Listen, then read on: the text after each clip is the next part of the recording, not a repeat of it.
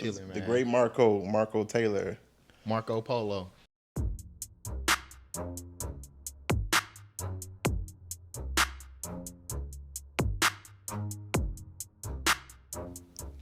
All right, bro. What's So up, we on. Tony? What's up, Marco? Chilling, bro. Chilling, The man. great Marco Taylor.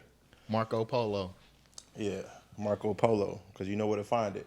The No, but yeah, man, I'm actually gonna change my Instagram name to the Chocolate Broker.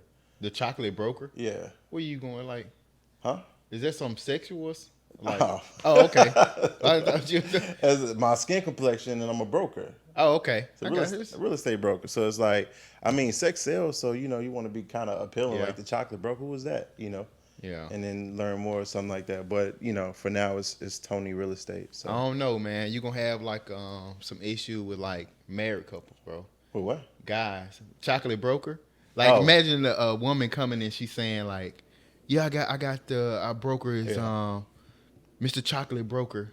yeah, God, I'm like, wait a minute. yeah, chocolate. I mean, we can't Who work with was him. this? I don't know, man. He I might. mean, I feel that, but at the same time, I feel like if I put myself out there, like somebody who is in a relationship or even Yeah, later on married, like I think that having that image, it'd be a little different. Also, yeah, I'm not trying to be.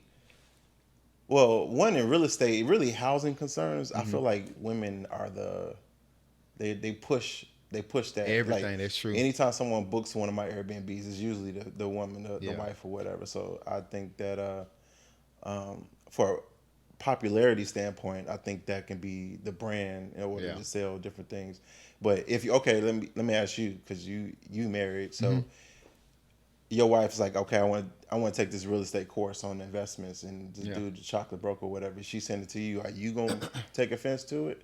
Would you? No, probably not. Not because it's me. I'm just saying the Yeah, name itself. nah, probably not. Yeah, I probably at first I would like it wouldn't even like hit me like the chocolate broker. To be honest, I wouldn't even think about it. Like she tell me she finna I mean, do the first something, thing you just said like is that something sexual? That's the yeah, first thing you yeah. said. That's At a the loud thing reaction. because I'm looking at like Tony, like macho Tony over here. But no, I think if she say something like that to me, I wouldn't at all like come out like it's like a chocolate factory or something, maybe Yeah, it's something like that. But as jokingly, but yeah, nah, I probably wouldn't take too much to it, man. It probably just kind of fly over me. yeah. Yeah, I don't know. I can't see that as being um, controversial, but at the same time, if the name itself got somebody's attention to the yep, point where you get in that controversy, it kind of I feel like it may also balance itself out. I don't know, yeah. You but definitely anything that's controversial. It's like it's hot. You yeah, know what I'm saying? People like mess. People love it. yeah, It brings the attention like you just said. So yeah, I don't know, man. I'm coming. I'm kind of with you on that one, Tony. yeah. So My yeah, my mess might be good, man. Um, Man, one of the things like I really admire about you because yeah, I like first of all for people who don't know, uh, let's just go back to your background. Like tell everybody yeah, yeah, and who you are as a person. yeah. Definitely. So so I've been I've been working in like logistics for like the last past 6 years, but Yeah. recently kind of got out of that last year. Um, and now I'm a account executive for like everything promotional. So if people that's in like the promotional industry, helping them out with like their back end of their business. So Hmm. that's currently what I'm doing now. Kind of what I did in the past, and actually what I'm still doing now. Me and my wife we ran her social media. She's a social media influencer, and I kind of do like the back end of her social media, like take photos for her, do the videos, Hmm. edit, um, and a little bit of emailing for like campaign and stuff like that. At one point, we did have a manager kind of doing everything, but of course, like the industry kind of slowed down just a little bit. So now just me and my wife. Um, Prior to me moving out to Texas, I had um, about 3 rental properties that I had out in Mississippi Hmm. that I managed and ran. I had a friend that was doing it with me as well. But I'm sure we'll probably get to more into that. But so overall, man, I'm a family guy. Hmm. Love my family. Love being around my family. And yeah, it's pretty That's much right, it man. about me, man. Yeah, So, new dad. new dad, yeah. I have a 14-month old. She about to be 15 months actually, Wow. and That's too close to 15 years old to me. it is. That's It's right around close. the Wow. Yeah, so man, my daughter, she's a handful right now. We actually got to get ready to send her off to daycare. We getting super busy at work, and it's something we don't want to do, but it's like we kind of got to do it now. So Right. definitely, Okay. man. That's what's up, man. That's cool. What Yeah, about so as far as you getting into in real estate, how did that start? yeah. So How old were you? I think I was 22 years old. Um, And you came from a rich Actually family. 21 years old. Your family was rich growing up. No, so my family wasn't rich at all growing up. Right. I grew up in a single, a single mother home. My mom, it was just my mom. My dad wasn't around at all. But you was Um, an honor roll student. no, I wasn't an honor roll student. Okay, so just to be clear, Yep, single family wasn't. household, Yep, came from humble beginnings, yep, was not an honor roll student. not at all. I Okay. think when I graduated high school, I want to say I had like a 2.6 GPA, to maybe a 2.7. I went to a community college. Uh-huh. You In know, Mississippi. in Mississippi, I went to Holmes Community College out of Mississippi, Okay. and where I played football there. Yeah, what position? I played wide receiver when I got up to college, and I played tailback when I was in high school. Okay. So I was pretty good, but things kind of didn't work out in my favor. My grandma passed away when I was 13. I'm sorry, when I was in 2013. So I was in college pursuing my dreams, and like my grandmother was like my sole provider. Like she provided for me, and I was she passed away. I'm in my dorm room eating ramen noodles. Yeah. And I hate ramen noodles, but that's the only thing that I could afford at the time. Right. And I remember laying in my bed. I'm looking like, I just don't see myself going to the NFL. Like, I got to figure this out. Like, I had no money. I was talking to this girl at the time. Yeah. And, when you young and you can't talk to your girlfriend, you ain't Yeah. got no phone. You can't, you know what I mean? I couldn't pay my phone bill. So I'm looking Right. like, bro, I got to do something with my life. I can't continue to pursue this dream and I'm broke. I always been a person who always kind of like, I always had money in my pocket. You know what I'm saying? Whether that's where my grandmother gave it to me. I always was a hustler. I always did things like I taught myself how to fix on iPhones. So people were breaking their iPhones and Yeah. they would come to me to fix the iPhone. Okay. So, I was able to like accumulate some money. That's what's up. And I was just sitting in my dorm room broke, and I'm looking like, okay, I can't do this anymore. Like, I got to give this up, got to go get a job. So that's kind of exactly what I did. Gave it up, went and got a job. And, everything kind of started from there. That's what's up. Yeah. And so you were 20-something when you got your first real estate. Yeah, my Property. first property, I was 21 years old. Crazy story behind that one is I was working for this landscaping company. And one of the Mexican guys that I worked with, he probably was like one of the smartest people that growing up, I would say that I was around. This guy came here with basically nothing at all. He was doing stuff like, renting out cars to like other immigrants that came over here that couldn't like really afford cars. He was, actually purchasing home. He was buying them out and then renting back out to them. And he had space jumps that he was renting out. And then he was like the manager over his landscaping company. And you were working for the landscaping company? Yeah, I was working for the landscaping company. So essentially your boss, you watching him. Yeah. And, he was my boss at the time. And we actually built a great relationship. The relationship was a great relationship that we built. We became really close friends. And he kind of, showed me the blueprint of kind of how to get into real estate just a little bit. Right. At a more like smaller scale that, kind of what we was doing it. But, we was working one day and, he was talking about properties. And I'm like, what are you doing with your property? He was like, oh, man, I buy mobile homes and I rent them out to, other Mexicans. So I'm looking like, dang, how much are you paying? And, he's like, oh, I'll probably buy a trailer for like 10 to 15,000, Right. but I'm renting the rooms out for $300 to $400 a month. And I'm sitting here doing them. I'm like, how many rooms they have? He was like, oh, they got 2 or 3 rooms. I'm looking like, dang, that's pretty good. You know what I mean? So 3 rooms at $300 a Yeah, pop. 300. That's $1,200. Right. $900 a month. Yeah, $900. So at the time, I'm looking like, dang, that's some good money. I mean, I'm from Mississippi, so if you guys ever been to Mississippi, Yeah. the cost of living there is it's pretty low. So I mean, if you making $50,000, you living okay. You know what I mean? Yeah. So And this over 10 years ago. So this is $900 a month over 10 years ago in Mississippi. Yeah. So that's a lot of money. You doing well. Yeah. You know what I mean? So at the time, I think he maybe had 2 at the time when we originally started talking about it. And I was like, hey man, I want to get into that. He was like, I tell you what, if you come to work every day, bust your tail, I help you get into it. Right. So he, that's smart because he's using leverage. Because the landscape, I know, is a high turnover business. People quit left and right every day. So for him to use that to kind of keep you, that was smart on his part. Yeah, and that's exactly what he's doing. At the time, I wasn't looking at it like that way because I was only working maybe about 2 days because I was still going to school. Yeah. So I would take I had maybe like 9 hours of classes I was taking at this time at homes. And so I would take like night classes like on Wednesday, and then I had 2 like morning classes that I was taking like on I think Monday and maybe like Friday or something like that. And I wasn't working a lot of days. You know what I mean? I had another job that I was working as well. How old were you at this time again? 21 years old. 21. Yeah. Okay. And I was working at the car wash as well. And so car wash, yeah, night school, yep, and landscaping. Yep.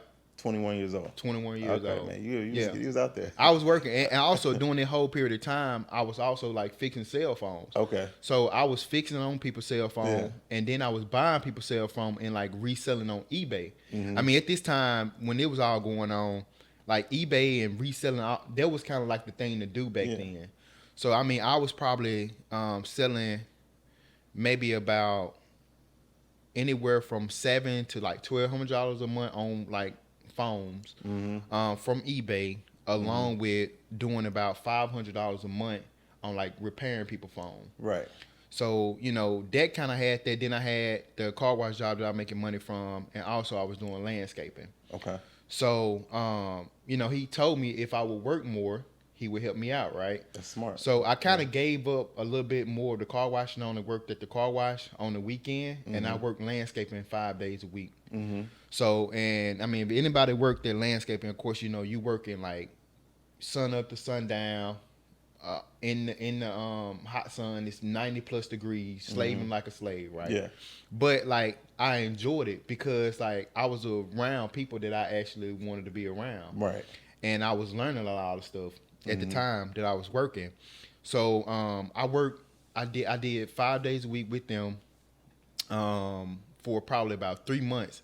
And he never like came to me and said anything about like the property. Like we just working. I'm like, right. I was like, hey man, I've been coming to work, like let me know what's going on. So eventually, he was like, yeah, you've been doing a great job. He's like, let's have, conversation. Let's talk about it. So we sat down after work, we sat down for about 3 or 4 hours and had a conversation. He said, look, I want to help you get your first property. How much do you have? And I was like, oh man, I don't know, because I never looked at my bank account. I was just working. You know what I mean? I said, I don't want to look at what I got because I might go and spend some of it. You know what I mean? Right. So I would just, whenever I get paid, I take all my money and I put it in, in the house. I had like a little small safe that I had, and I just put it in the house. And at that time, I was staying with my family, and we kind of get into that as well. And so I wasn't paying any bills at all. Only bill I had was like a phone bill. Right. I didn't have no debts, no credit card, nothing. Right. So I had no bad habits, no girlfriend, nothing like that.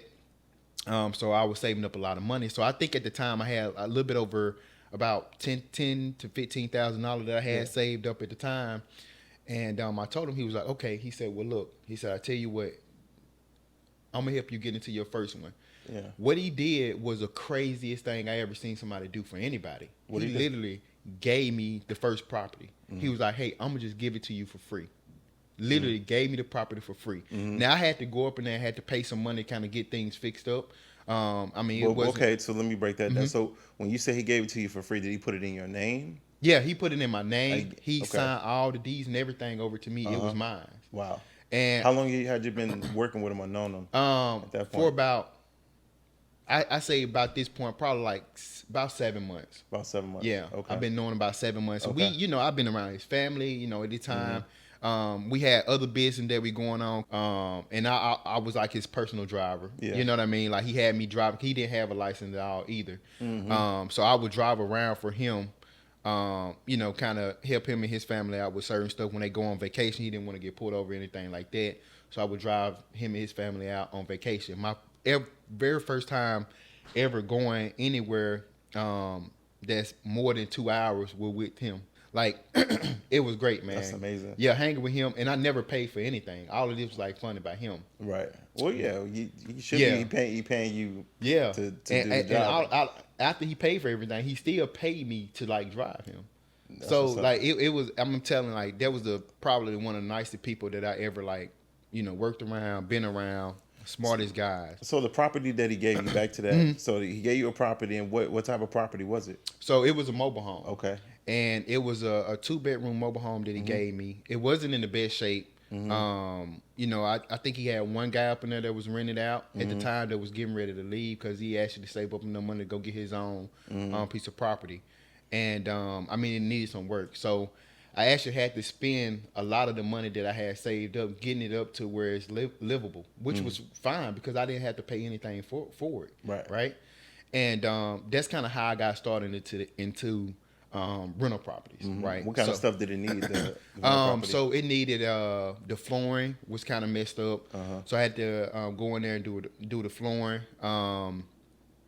Parts of like plumbing was kind of messed up. I think in like the kitchen area had a couple leaks and stuff like that. Yeah. It needed like paint. Yeah. Of course, some rooms needed some paint up in there. Carpet was real dirty. In the living room area. It was a couple things, like minor stuff. So they're mostly cosmetic, but just some stuff leaks and leaks and stuff like that, but nothing to where it was just like, okay, it's you can't fix this up at all. Right. Did you do a lot of it yourself, or? The stuff that I did myself would probably like I replaced the carpet in the living room. You did what you could. Yeah, I did what I could. Yeah, yourself, like paint on the wall and stuff like that. Right. YouTube wasn't as big as it is right now to kind of go and watch and kind of learn stuff from. So a lot of this information, I had like uncles or like friends that kind of like, okay, this is how you kind of do certain things. Right. I kind of did it myself. Yeah. Got that fixed up and literally within maybe, it probably took me about a little bit over a month to kind of fix everything. And then probably about a week or two after that, I had my first tenant up in there. That's what's up. So, you was like, okay, I'll make $500 a month off this. Yeah. That's a lot of money. Yeah, and I was excited about that. So I had my first tenant up in there, and he stayed up in there for like 6 months before I got my second tenant in the home. Yeah, that's cool. So that's a good lesson for people because it's one thing, like you're gonna have to pay something in real estate to get it up and running. But you should always do the things that you can do yourself. Yeah. Everybody can paint.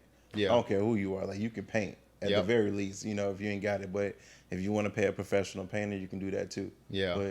But that makes sense. I definitely wouldn't pay nobody to do it if I can do it and I got the time. So especially starting out, you want to kind of save as much as you can because like stuff gonna happen, right? All the time. I guarantee you stuff gonna happen. Within that first couple months that I had it, a AC. The unit was having issues and it was like electrical issues and stuff like that. I had to call somebody out there and that was like, I think I maybe paid them like $650 to come out there and get everything working. So That's 3 it was months crazy. Gone. 3 months rent gone. It was gone. So luckily I was always good at like saving and I didn't need the money. And you know what I mean? I was doing good. I had 3 things that I was working on that was bringing me income initially, and I had that, so I would just take that money and kind of put it to the side.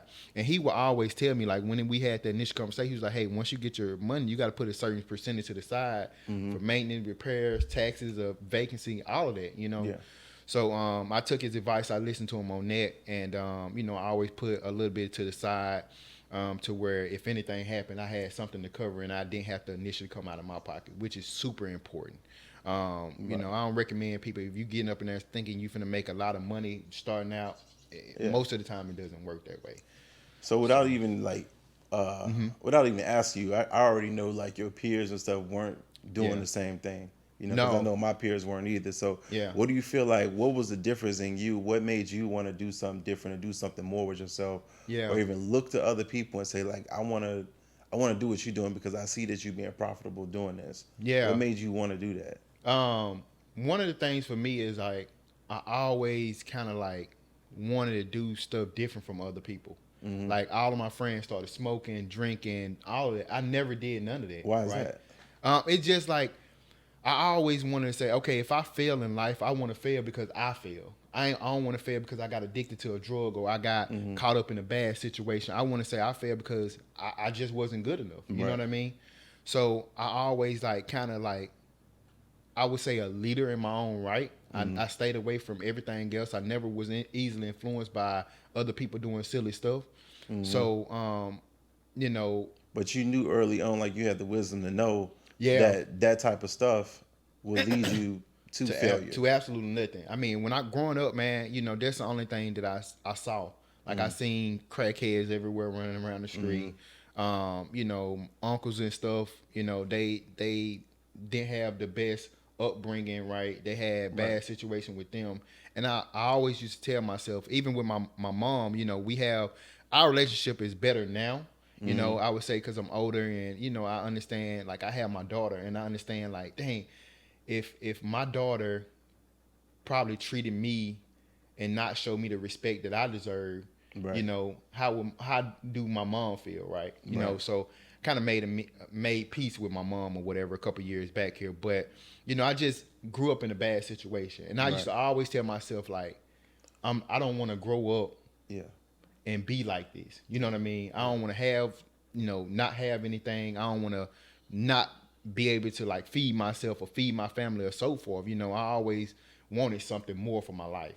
Right. So, you know, it's easy to get caught up in bad situations and you know, kind of go left. But I always like had a straight focus of kind of where I wanted to go, what I wanted to have, and I stayed on that. So I stayed the course on exactly what I wanted. So just being around like bad situation growing up kind of taught me like, man, this ain't the life you want to live. You know what I mean? So it always end bad if you're going to live that type of lifestyle. Absolutely. So, yeah. I was like living with a family that kind of like adopted me in, and you know they were very successful people as well, and I kind of got to see the real back end of how success should look. You know what I mean? I mean, you know, success in family, success in finance, success with education, and just see a lot of success in that. As far as my mentor, what I seen from him is what I seen as like how to be like you know, run business, real estate, and all that. That's work hard. You know what I mean? Because this dude really worked hard, and I kind of got to see that. So I would call him like a mentor. Okay. I would say.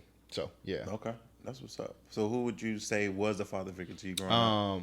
The people that I stayed with, the guy, he was a father figure to me. So he had other kids living Yeah, he had other kids. I actually was really close friend with his children in high school. Through high school all the way through college, and we kind of built a great relationship.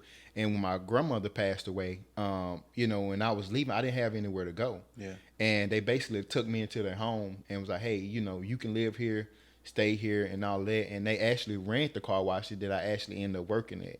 Okay. And you know, that actually kind of started my I would say adult career, to kind of get everything started as far as like a job wise for me, and set me up for that. But I would say he's my father figure. How old were you when you started living with them? When I was about 18, I would stay with them. You know, basically like over the summer and stuff like that. Hang real close with their kids. And then, you know, I go off to school and then I come back home. You know, my living situation wasn't the best, and then I kind of go back over and live with them and so forth. Yep.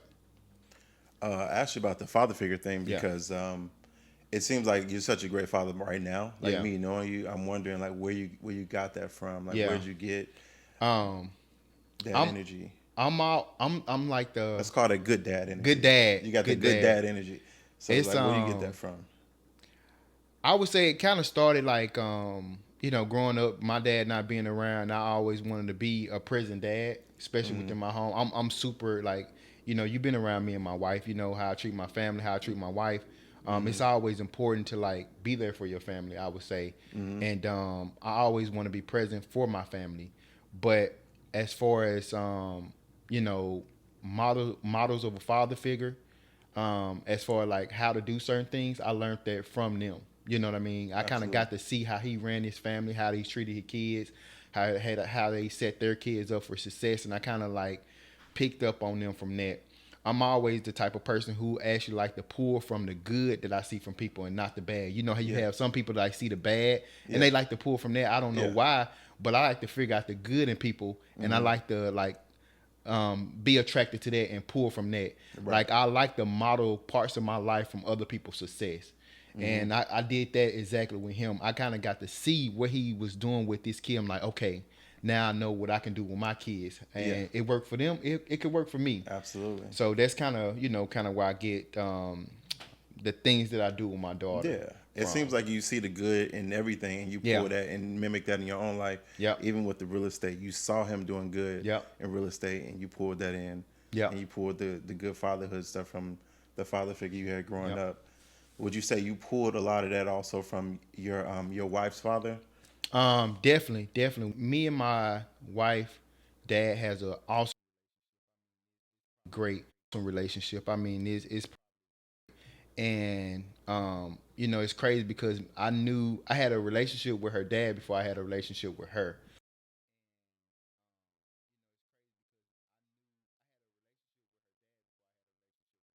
Absolutely, yeah. And dad That's a actually, crazy story. You could tell us that because I know we don't have too much yeah, time, but you can briefly tell story that about that. story. How Yeah, you how so you knew how you met yep. your wife's dad before you met your wife.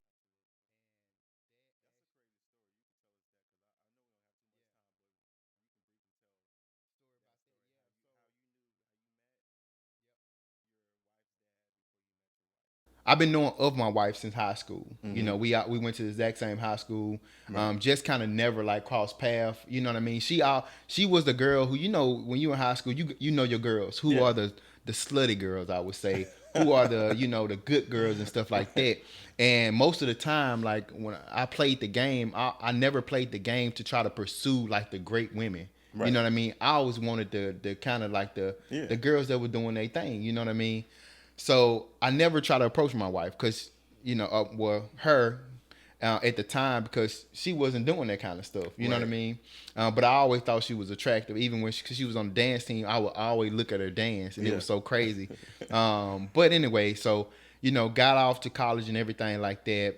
I had a night class with her dad, and I Mm-hmm. had a day class with her mom. So Okay. I actually got to build a relationship with them that way, not Wow. necessarily with her mom, but her dad, Mim had a nightclub. We would always talk, and I'm seeing this guy, and he was an older guy. And I'm like, why is this? He had gray hair and everything. I'm like, this guy too old to be in school. You Mm-hmm. young. That's what you thinking. Right. And so we had a project that was due, and you had to team up or whatever to do the project.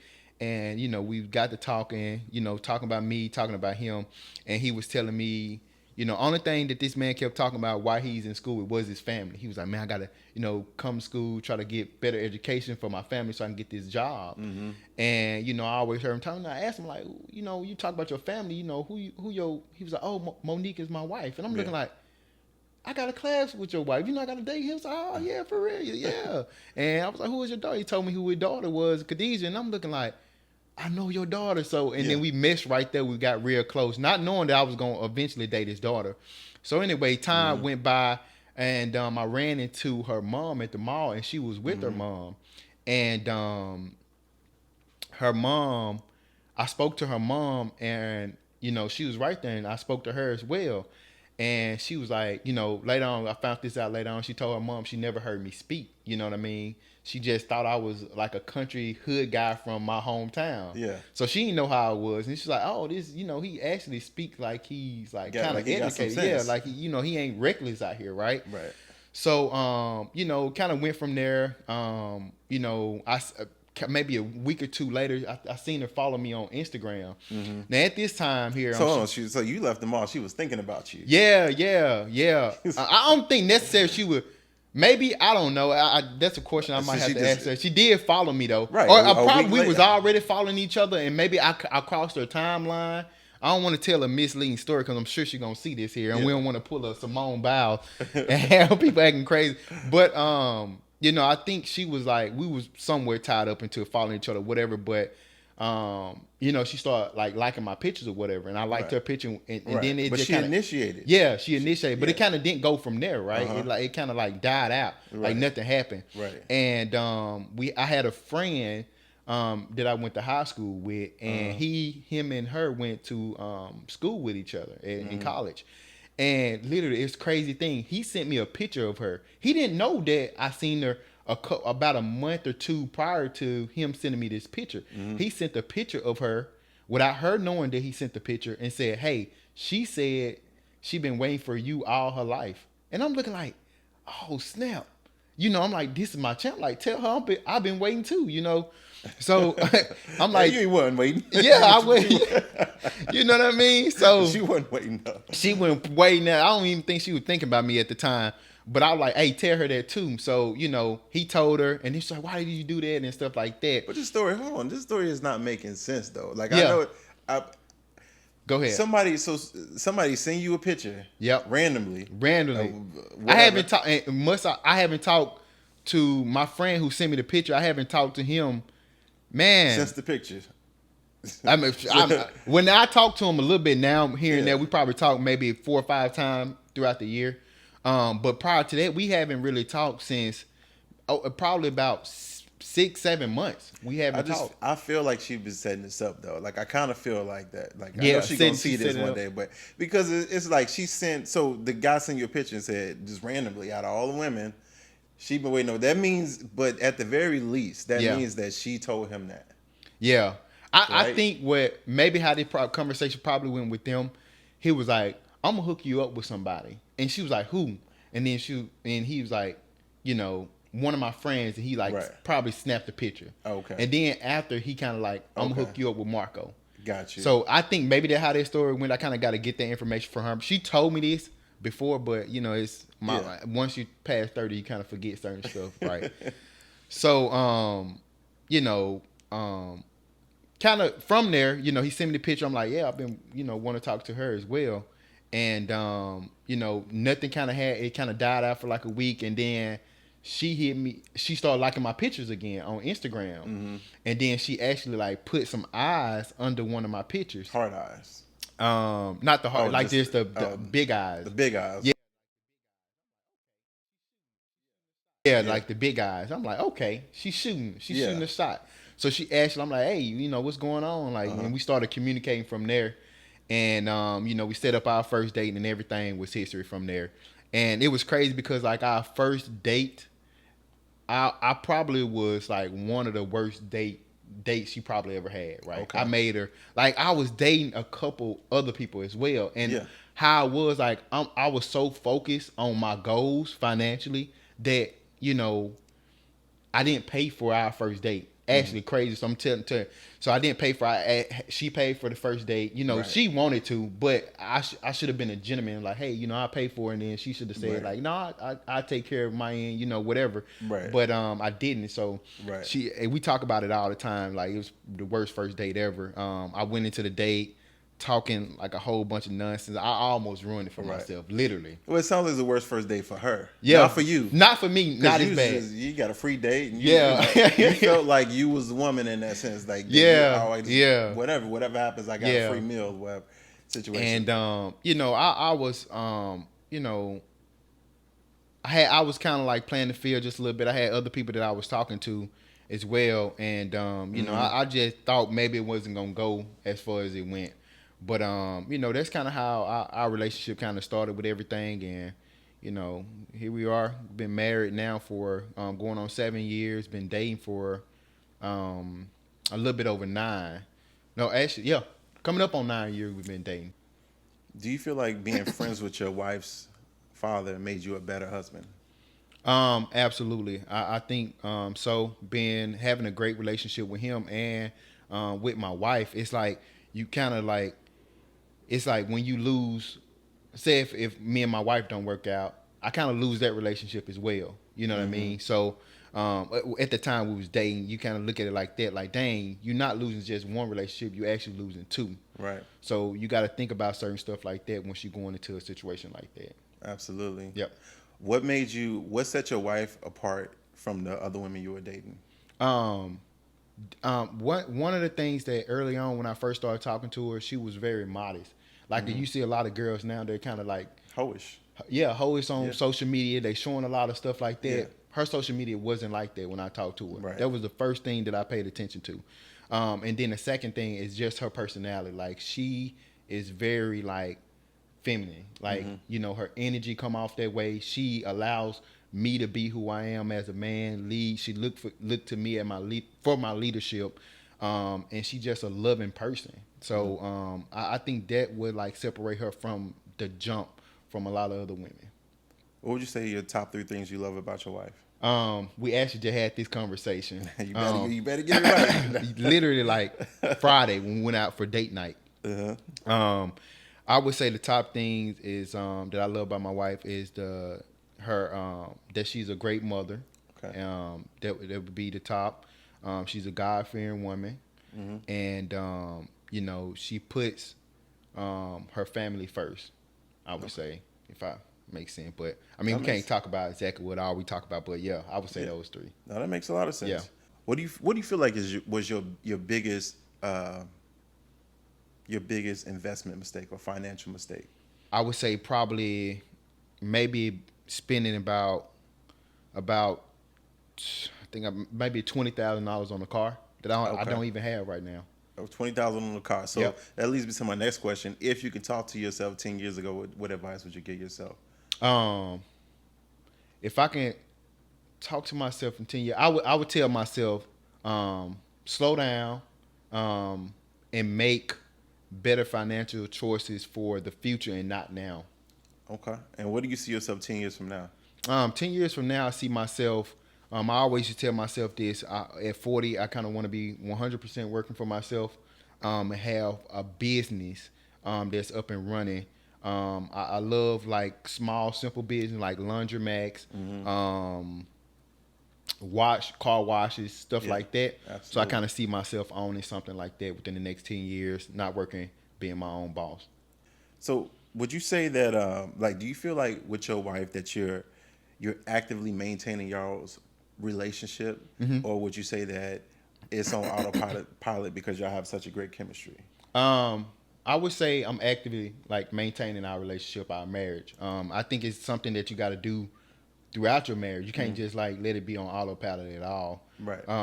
Even though the chemistry is great, you still got to actually like, maintain certain things. Early on into our marriage, I didn't do that as much. And, it's just because I didn't know, didn't know how marriage really worked. You kind of see how things work on the outside, but once you actually get into it, it's totally different, right? And, everybody's marriage is totally different. What might work for them don't work for you, right? And I always I pick and choose what I want to work for me with and success, right? Sometimes that doesn't work in a marriage, right? You know what I mean? So, got to kind of pick and choose what you want that to look like. Absolutely.